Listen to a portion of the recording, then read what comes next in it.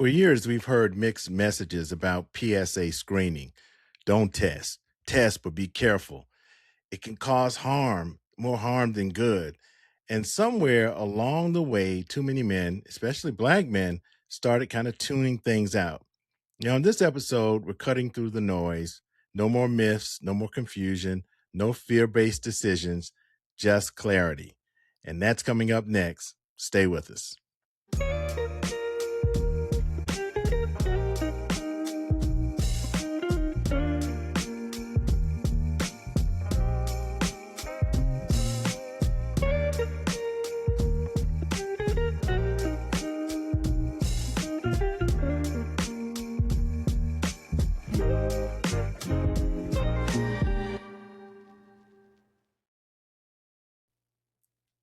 I'm Reggie Hicks, your host for the If You Are My Brothers podcast. I want to welcome everyone watching on YouTube, Facebook, and LinkedIn Live, and to those listening on your favorite podcast platforms. Thank you for being with us on this episode. We had our new opening, so we hope you enjoyed that. Thanks to Zach Reynolds at Borkhouse Productions for doing that for us. Been away a while, but we're back. We've got a lot of shows coming up in the next month or so, next 2 months actually. So stay tuned, and we'll be telling you more about that and other episodes as well as on our website. Now, we want to remind you, as we always do, to share, subscribe, and of course, engage in what we're doing. You can always leave us a message. You can give us a call. You can do whatever you need to do to react or connect with us if you have any questions or concerns. We're here for you. And remember, this is a conversation. So we definitely look forward to your feedback. Now, I'm really excited about our guest for this episode. Dr. Stacy Loeb is a professor of urology and population health at the New York University School of Medicine and the Manhattan Veterans Affairs Medical Center. She is board certified. She's a board certified urologist specializing in prostate cancer and men's health. Also, Dr. Loeb is board certified in lifestyle medicine. Now, she has over 500, that's right, 500 peer-reviewed publications. And here's my favorite. She also hosts the Men's Health Show and the Prostate Health Show on Sirius XM Radio. And I think that's on channel 110. I'll have to ask her about that. But you can hear it, of course, if you have Sirius XM in the U.S. and in Canada. So, Dr. Loeb, thank you so much for being on and joining us. Thank you so much. Have a celebrity. I can't, it's hard for me to contain my excitement. I'm the excited one. And thank you so much for all the work that you've been doing and continue to do. I've watched just about all of your YouTube videos, and just the information is great, and the way you present it. And I could tell that you just have such dedication for this, and I appreciate you sharing this with everyone that'll be watching and our little group here of If You Are My Brothers. So before we get started, I was going through the questions and I kept typing up PSA, PSA, PSA, because I know what PSA is. But I thought if we're going to talk about it, we might as well start at the beginning, and maybe you give us the definition of PSA. Amazing. Well, thank you again for the invitation. And PSA, certainly, it's a challenging topic. PSA is a blood test.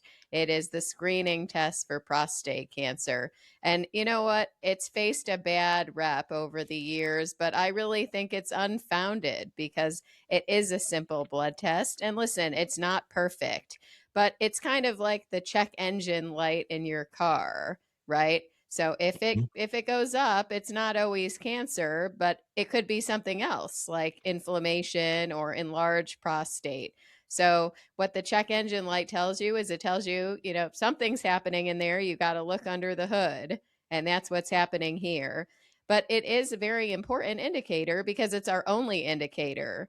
And that's the thing. And you know what? Right. There's so many myths going on prostate cancer. We actually have a grant from the National Cancer Institute where we've been looking at posts on YouTube, Instagram, and TikTok about prostate cancer. and just looking Yeah. at all the myths that circulate out there on social media in English and Spanish. And one of the most common myths that I see is, if you have, blood in the urine, if you're waking up at night to urinate, if you have bone pain, these could be signs of prostate cancer. And it's like, no, actually, Right. prostate cancer doesn't have any symptoms at an early stage. That's the whole problem. That's why we need PSA, because if you wait until you have bone pain, that's a late stage, right? So Yeah. it's really Yeah. great that we actually have a simple blood test that can be an early indicator. Now, why was it so controversial for so many years? Well, Mm-hmm. it's because it's not a perfect test. And so when it goes up, it isn't always cancer. And so if people, the minute it goes up, if they have a biopsy, a lot of the time the biopsy is negative. It doesn't even show cancer. So somebody just had an invasive procedure with risks. Or sometimes there's a cancer that is pretty indolent. It's not aggressive at all. It doesn't need to be treated. And if somebody gets scared and gets treated, they could have side effects from treatment of a cancer that wasn't going to cause any harm. But you know Right. what? We've done so much over the years to help with those issues. So now we don't just do biopsies the minute the PSA goes up. There's actually all kinds of other tests that you can use to check when the check engine light comes Right. The on. zone. Is Right. it that cancer, or is it one of these other things? And we have blood tests, urine tests, MRI, lots of steps that are not invasive that we can take to help parse this out before somebody even proceeds to the biopsy, to the invasive stuff.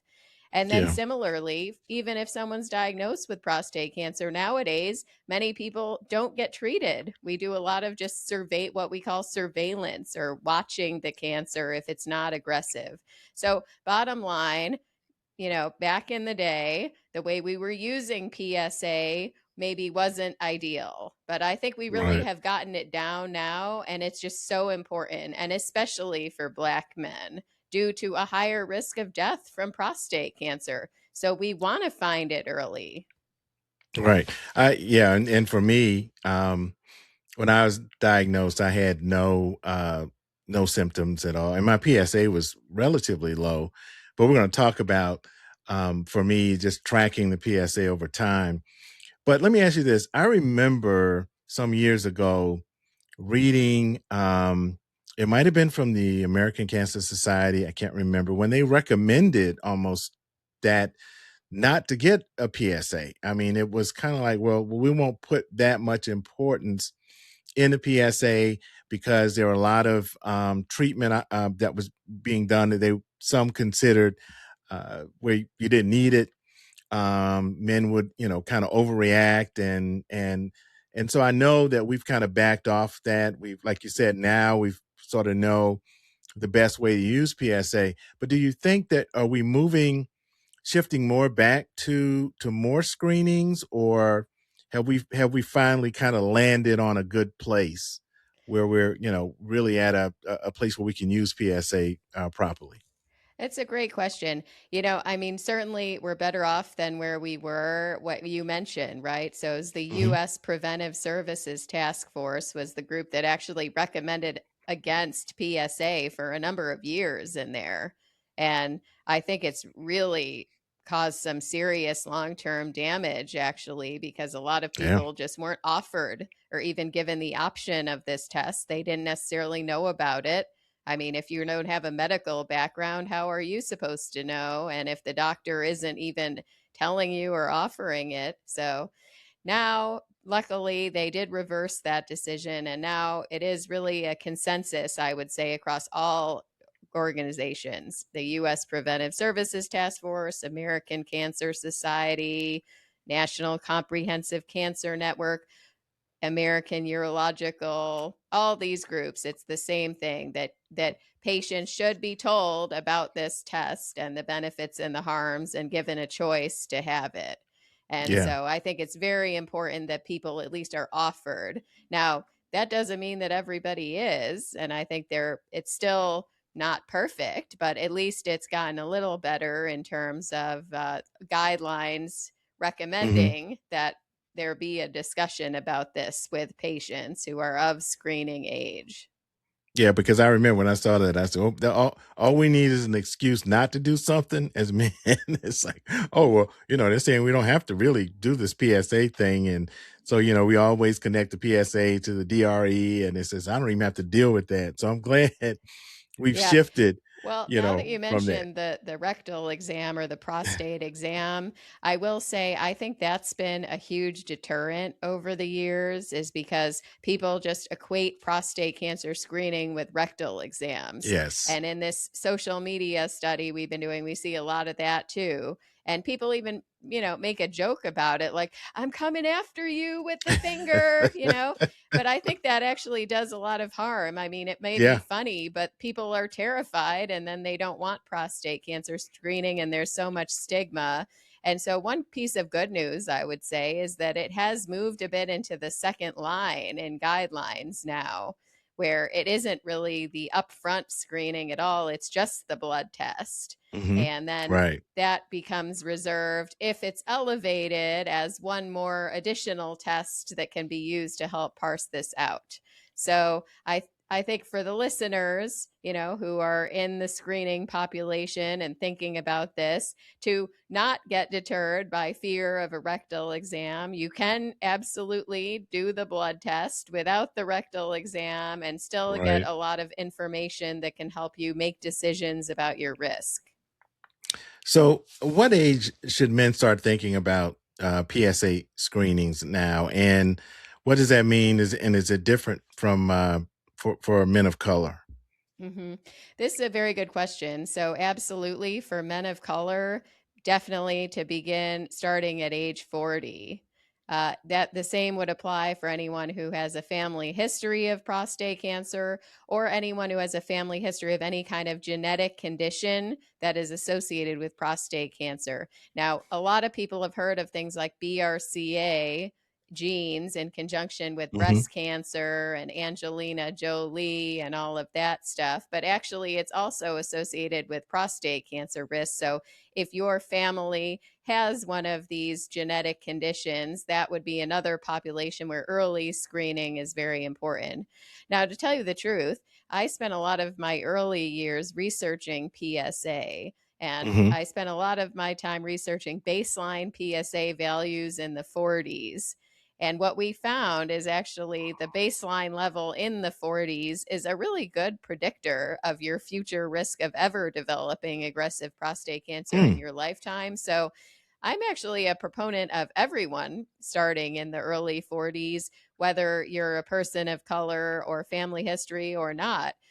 And for these people who don't meet those criteria, that baseline level also provides a good indicator of their level of risk, because there's a lot of people who, maybe they don't know their family history. History. And so, how Hmm. would you even know if you're at high risk or not? And so, that Right. baseline level gives a lot of information.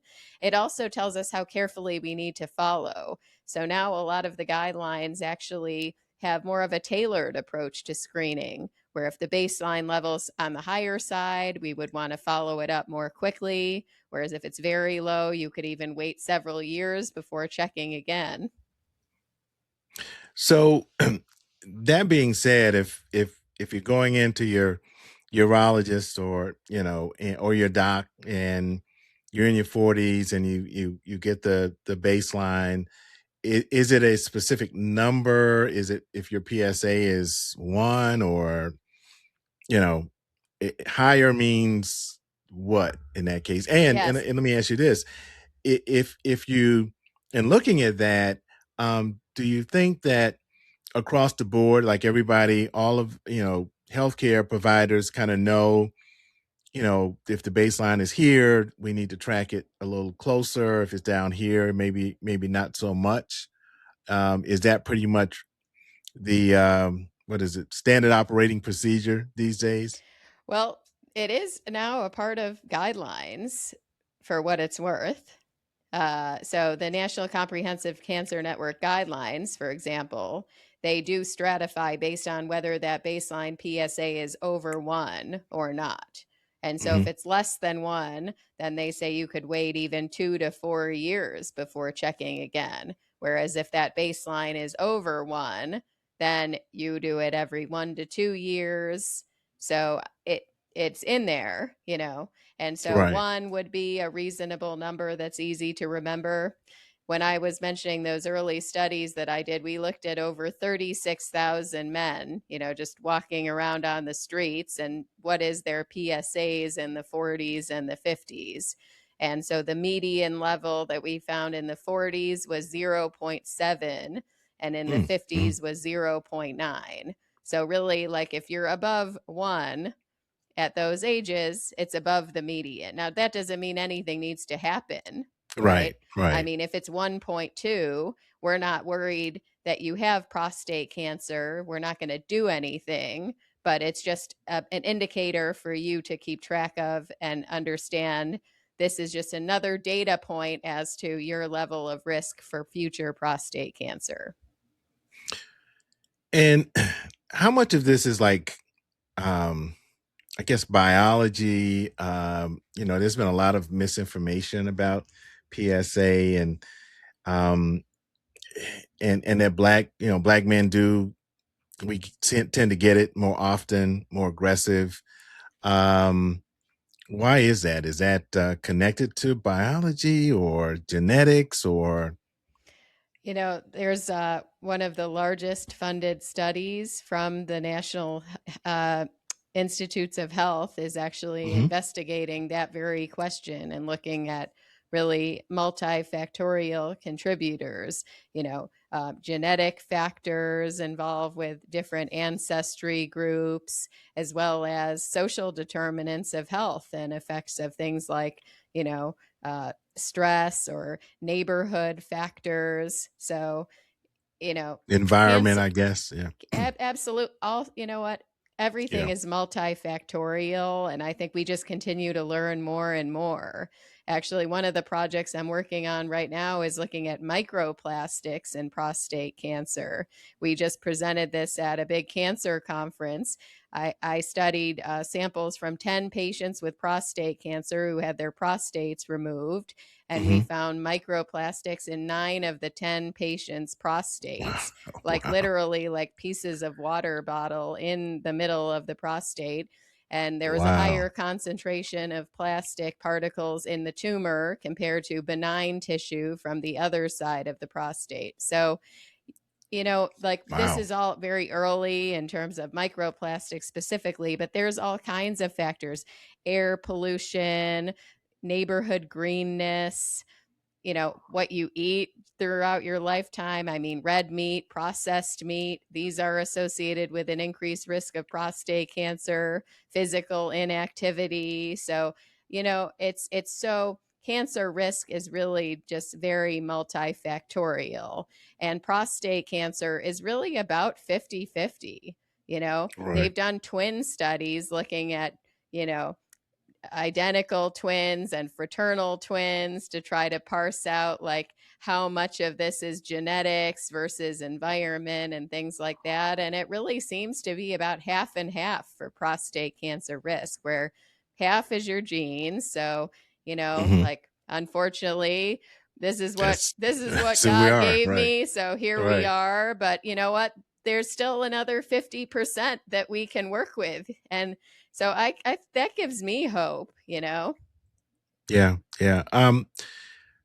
As we look at some of the new things, I've been, I was diagnosed about 12 years ago.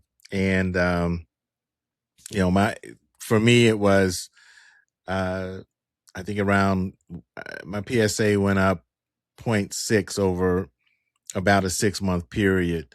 And actually, with the DRE, my primary care physician, who had been my primary care physician for years, even said that he felt something different. I thought that was pretty amazing. I was like, wow, all the patients, yeah. Oh, And but so I was diagnosed. I think my PSA was maybe 2.1 or something like that. And I know that I had a biopsy pretty early on, because it had gone up zero point 0.6, and ended up having 3 biopsies, but that's a that's a whole nother story. Um, so, but now I look at some of these things, I'm like, well, maybe, and it was slow growing, so it wasn't anything that was aggressive. It was, still located in the prostate. But I see things now like this 4K score and the PCA 3 test. I guess that's the urine test, and the prostate health index. And you mentioned early on that there are things and MRIs now, that there are things that can be done. And are these things um, in addition to or instead of maybe some kind of biopsy when you go in with the needles, and it's not the most comfortable experience. Yeah, you know So, what? I think these tests, so the ones prostate health index is an FDA approved test, all these different markers, MRI, so helpful. These tests are allowing us to forego biopsies for a lot of patients who, before these tests existed, we didn't have anything else to other than the PSA. So if it went up, biopsy and the needles was the only way to, yeah. kind of find out what's happening. Now, through even a combination of these tests, for example, there were studies where you combine the prostate health index, which is a blood test. It's actually Okay. just different forms of PSA. It's actually just 3 different forms of PSA in one blood test. So it's kind of like, you could think of it as like a souped up PSA. So Can if can you you talk combine, about the three? The yes, so it's the total amount of PSA, mm-hmm. the fraction of pro PSA, and the fraction of free PSA. So it's just Oh, kind of like how the PSA is circulating around in the blood. And gotcha. by calculating the relative concentration of these forms to the total value, provides more specific results for identifying significant cancer compared to just the The, total the level by PSA. itself. Mm-hmm. So, and then MRI, that's really helpful, right? Because before we didn't have any kind of imaging that could really identify tumors in the prostate. And MRI, Right. I would say, if I had to pick what is the most transformative development in prostate cancer during my career, I think it is MRI, Mm-hmm. because not only does it help us determine somebody's risk of having cancer, but it allows us to target the biopsy. And you know what? That makes a big difference because there's no other solid organ in the body that I'm aware of where we just biopsy randomly. So, I'm a female. If I was going to have a breast biopsy, hopefully never need one, but if I did, it would be directed at something that they saw on imaging. Right. They don't Right. just randomly biopsy around the entire breast. But that's what we've always done for the prostate because there was no imaging to guide us to where we needed to look. So you just figure if you take, 6 samples on that side and 6 samples over Yep. here, if there's a big enough rotten area in the middle of the apple, those needles will hit it. But Yep. they may not, it samples only about 1/1000th of the tissue. And so without having some imaging to guide it. And so you can see like the pathway for prostate cancer detection has just come so far compared to, you know, 10, 20 years ago. And I think that is what has helped to remove this whole controversy about PSA, or at least to dampen it. It's because now we do have all these other tests that can just make the whole process more informed. Mm-hmm. Well, And in Europe, they aren't oh, go even ahead. doing biopsies if the MRI doesn't show something suspicious. Oh, Now, America, we leave the door open a bit more. If somebody's still worried, MRI is about 91% in terms of negative predictive value. So what that means is that like 9% of the time it could miss something. So Hmm. it's really, really excellent, but not 100%. So in America, if you are very worried about that 9% and you just want to do the biopsy anyway using the old approach, just the random sampling, since we didn't see anything on the MRI, that still happens here. In Europe, since the MRI is 91%, it's just Right. either if it shows something, we do a biopsy. If it doesn't, no We biopsy. continue to watch. Yeah. Yeah. And then, I said that the 3 biopsies were another story, but actually it kind of fits right in what we're talking about because, the first biopsy did show cancer. And then I took a second biopsy to be possibly part of a clinical trial. And that biopsy came back and they went in the same area and it came back clean, no cancer.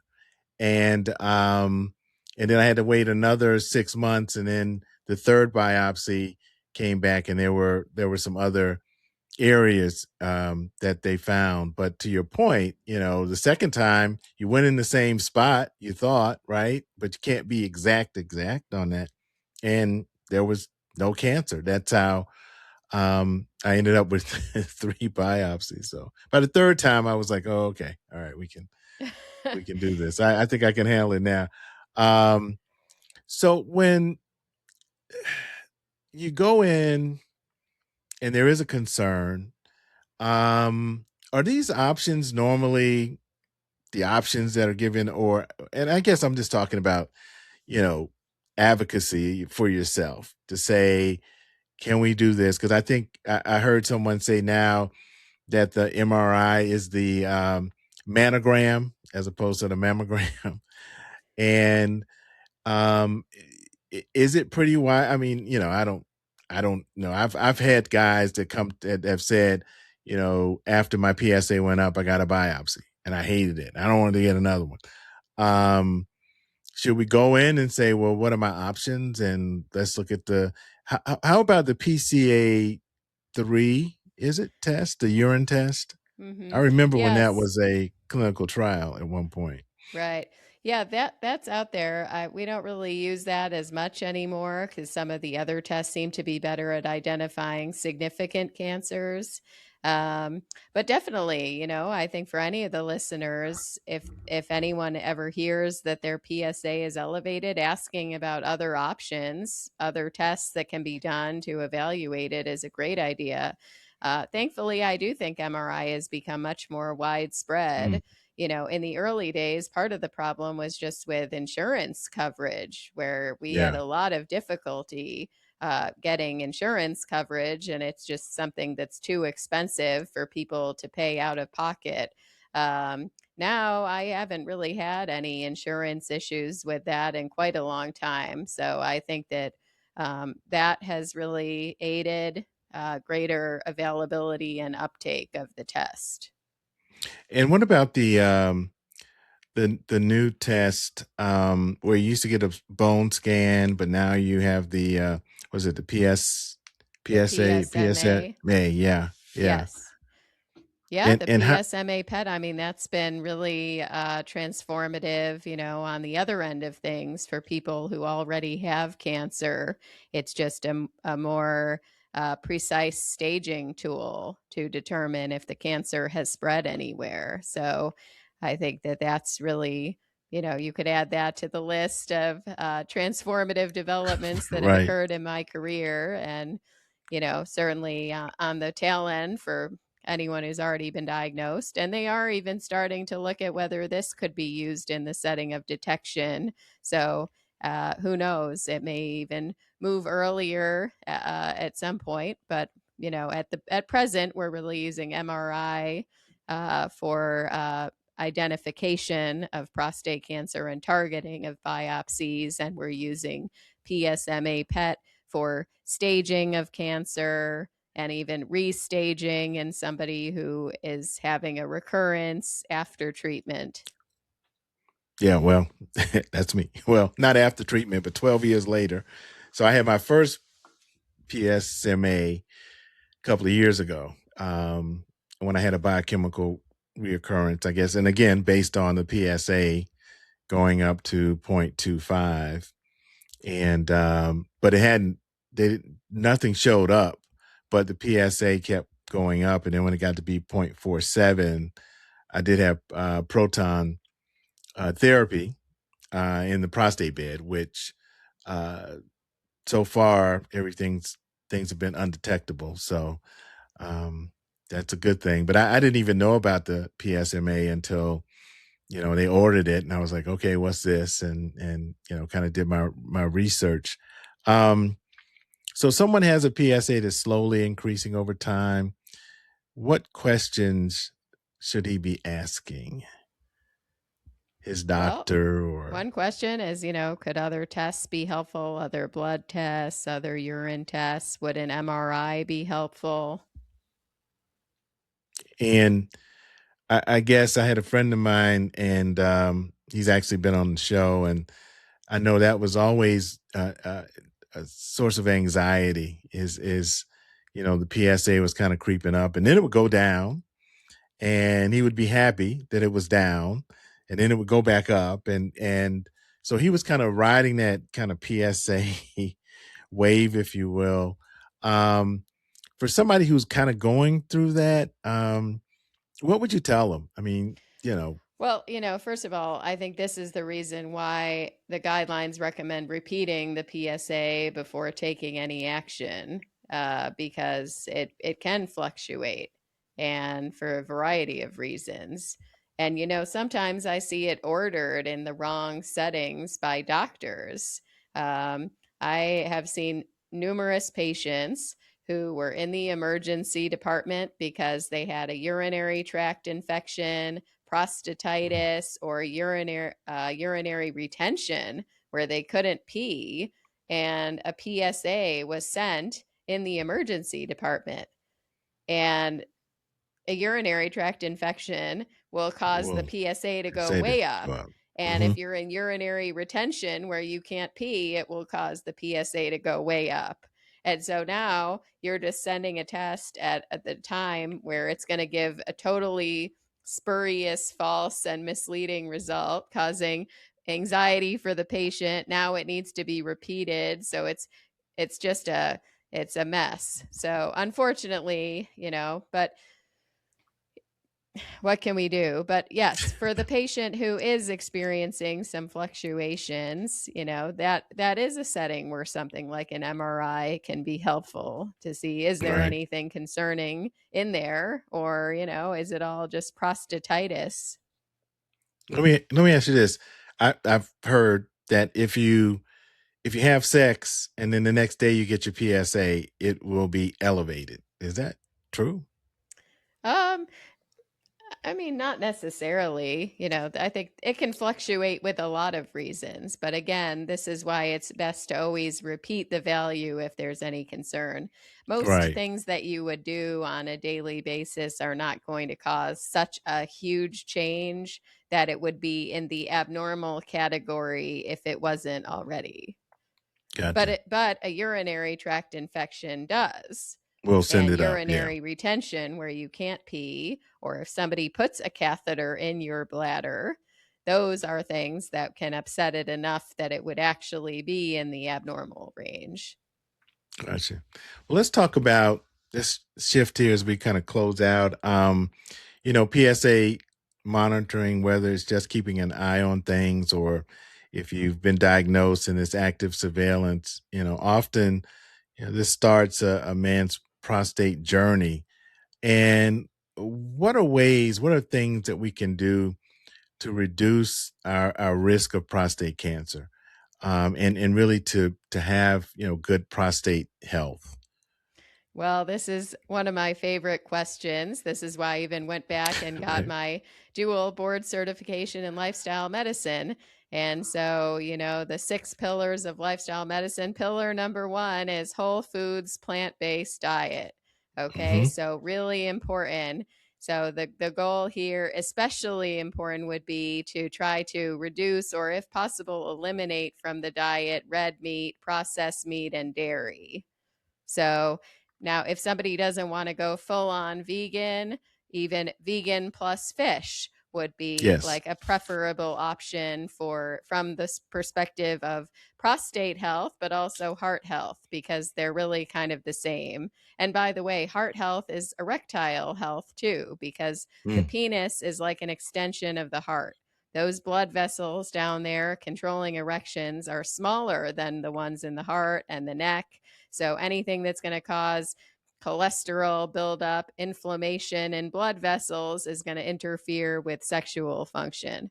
So we really want to move towards whole foods, plant-based. Now that's not Whole Foods, the grocery store. This is Right. whole foods, meaning like whole unprocessed foods. So we're talking about the perimeter of the grocery store, the produce, the stuff that is not like in a plastic wrapper that's highly processed.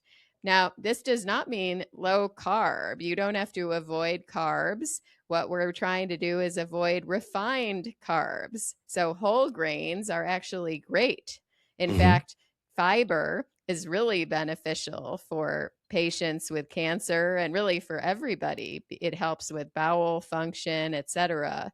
And fiber is only found in plant foods. So whole grains, and things like quinoa, that's a complete protein, it's filling.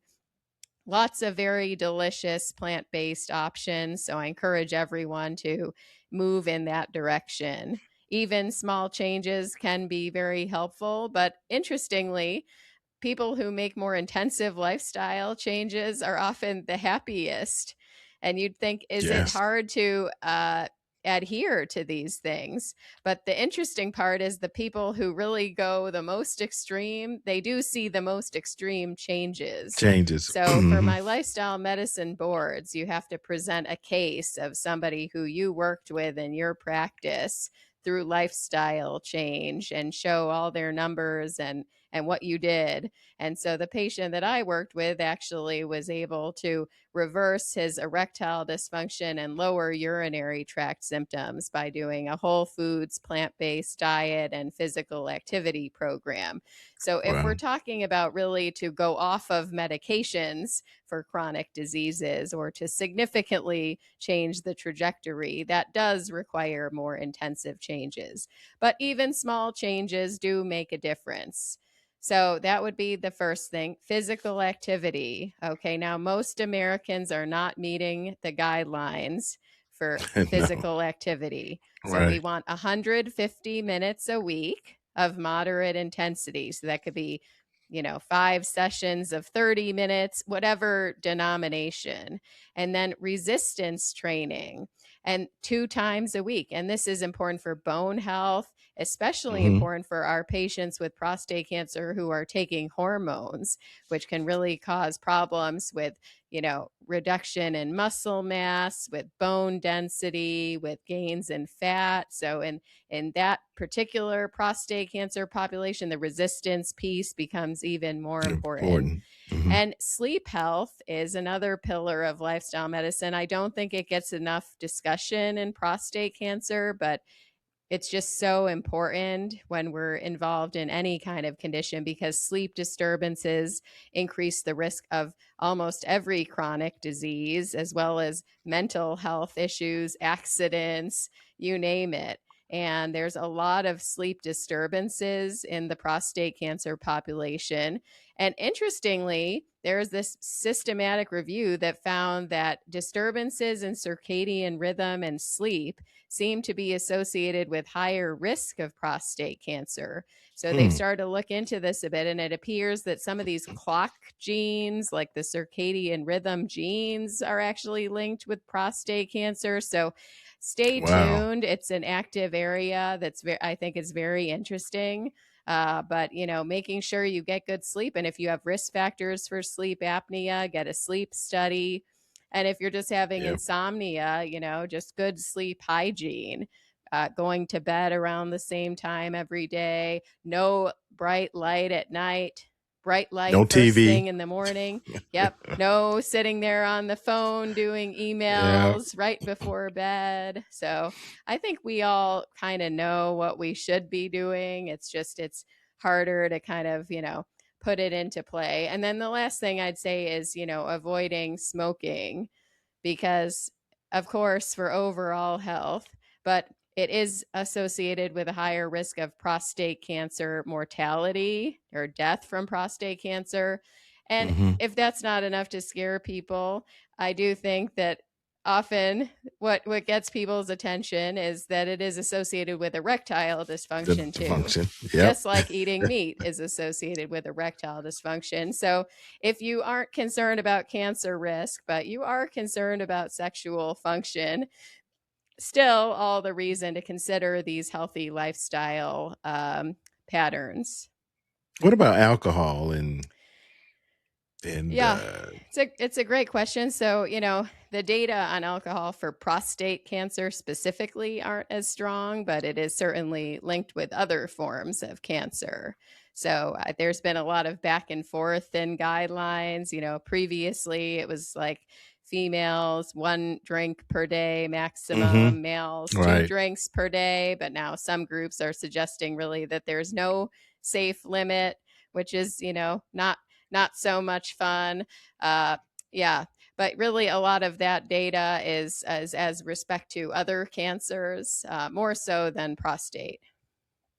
So let me ask you this, Doc, before we go. Let me just say something about the sleep and sleep apnea. Every time I have my physical, and I do have a CPAP, and I try to use it. I do use it.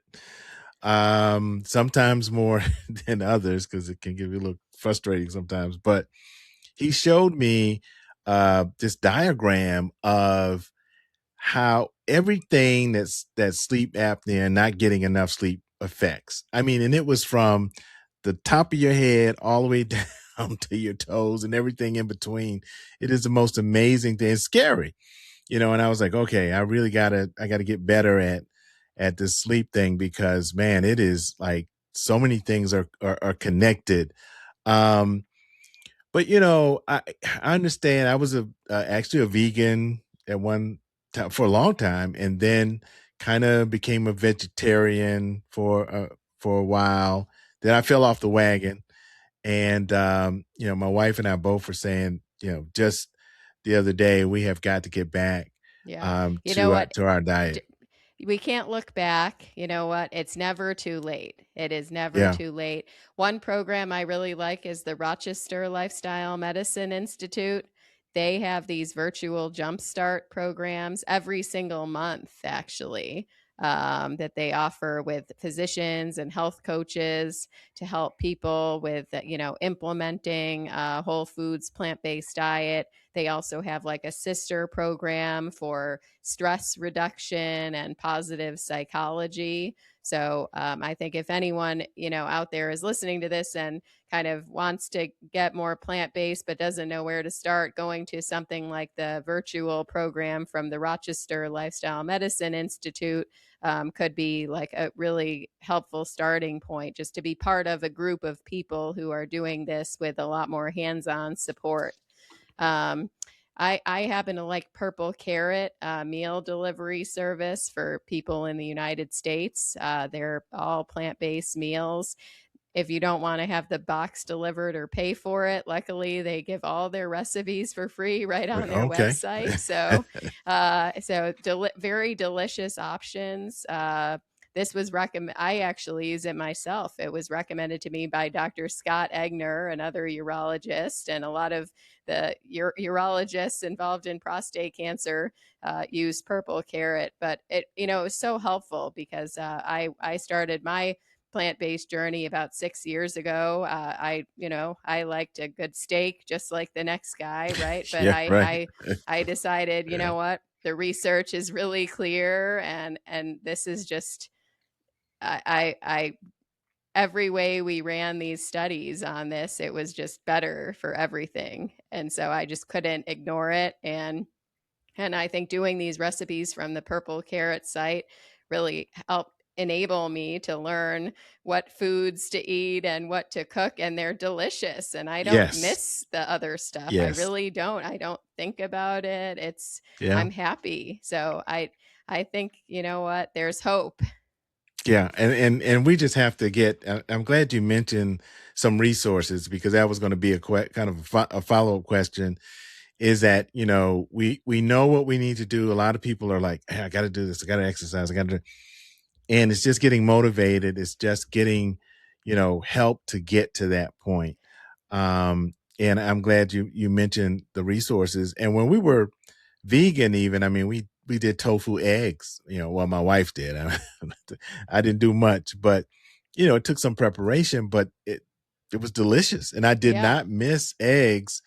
I think that the biggest challenge was just outside of the home, making sure you were deliberate in what you were going to eat, and looking at places if you're going to eat to have some vegan options and or vegetarian options, which many restaurants today do, which is a Yeah. good thing. You know what? I think we're lucky, or I'd say I'm lucky because I only came into this 6 years ago, and probably 20 years ago, this would Oh have yeah, it been was like just yeah.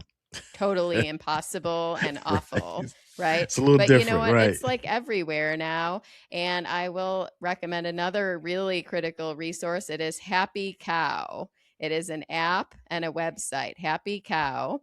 This Okay. app finds plant based food anywhere in the world. So I travel all the time for prostate cancer meetings, and I'll get off a plane in Mexico, Sweden, Egypt, and it geolocates you and shows you Wow. everywhere that serves plant-based food around you. And I used it in Egypt and Jordan a couple months back when I was over there for some meetings. I've used it in Latin America, in Asia, in Europe, in America, and it's crowdsourced. So people put in pictures of the foods, and Oh, so I think okay. Happy Cow, it really makes it so that no matter where you are, it should be easy. And I And think a we'll lot of people have myths about plant based, like that it's, mhm, more expensive or some sort of bougie situation. mhm. You know, like there has been no time ever that buying, you know, dried beans and lentils was more expensive than buying meat at the Yep, grocery store. Like said absolutely. nobody ever, right? And Yep, and like some people don't have easy access to fresh produce because of where they live, or they're just busy and can't have that all the time, and I'm guilty of this. But the great news is that frozen produce is actually has as good or possibly even better nutritional benefit because they flash freeze it at the freeze it. time of greatest ripeness when the Mhm. nutrients are there. So you don't have to have fresh produce all the time. Just keep a bunch of your favorite fruits and vegetables in the freezer, and then they're there. And usually these are some options like frozen produce, beans, lentils, that are extremely affordable, available, and just such great choices for prostate health and overall health. Yeah, one thing we said, if things get really bad, there's always brown rice and beans. So it's you can always have that. You can get a big old bag of rice and I and mean, uh and dried beans, and you're good to go. So if things get really, really bad, you can survive, and maybe a little hard to find in the steak. But yeah, I appreciate that, and we'll put all of those resources in the show notes, and for this particular program, because that it is about giving people information and to help. And I can tell you that when we were vegan, I mean, the aches and pains that I'm getting older, so there are aches and pains, but the inflammation was there. It wasn't there. I mean, everything just really worked so much better. And I will just say that, since my cancer came back, and yeah, I did the proton therapy, and I remember having a conversation with the nurse, and we were talking about the fact that, you know, cancer and even, prostate cancer, it's a molecule, right? It's, you hope you get it all, but the thing is, don't feed it. Don't do things that can cause this one molecule, if it's still floating around, to start to multiply. Do what you can on your end, And this is one of the things that we all can do, and it helps with diabetes. It helps, across the board. And so I'm fired up. I want you to know that, particularly after I listened to one of your sessions, I said, that's when I said to my wife, because we've been talking about it. I said, we've got to do this. We're getting back to the gym, which has really been helpful. And as much as I hate to go, I always feel better when I come back. But man, getting there is always a struggle. So I want to just thank you. Any other resources you can think of, or if you think of something, you can always reach out to me and I'll put it in the show notes. But is there Yeah, anything for else that sure. comes to Well, mind? I mean, I guess if anyone wants to hear more information about these topics or chat with me, I host the Men's Health Show. It's on Sirius XM channel 110 on Wednesdays from 6 to 8 p.m. Eastern time. And, we always have a prostate health segment on my show. So once a month, there's a prostate health show, and we take live callers. So, if anyone out there has questions about their case and wants to discuss it with us on air or send us an email. So, hope to help out if anyone is interested. Thank you. We're going to put the link as well. And I have Sirius XM. I've listened to the show. So folks, it's a good thing to have. And you don't have to have a car, right? You can get the app and get all of the lineups as well. So I'll be tuning in, and maybe I'll call in a couple of times, Dr. Loeb, just to, I'm sure I have some questions for you. But I want to thank you for answering my questions and coming on today. I know how busy you are, and just thank you for helping us kind of bring clarity to a conversation so many people need to hear, and for the work you continue to do to educate and empower patients every day. And just again, we appreciate all that you're doing and look forward to new information, guidance, as we go through this journey. So thank you so much for joining us. Thank you for the invitation. It was a pleasure. All right. So don't forget to check out Dr. Loeb's work on SiriusXM, where she continues these important conversations about men's health and prostate cancer awareness. I'm going to be tuning in and calling in as well. That's important as we talk about this particular podcast, is that this is a conversation. And we hope that if this has helped you, that you would like it and share, subscribe.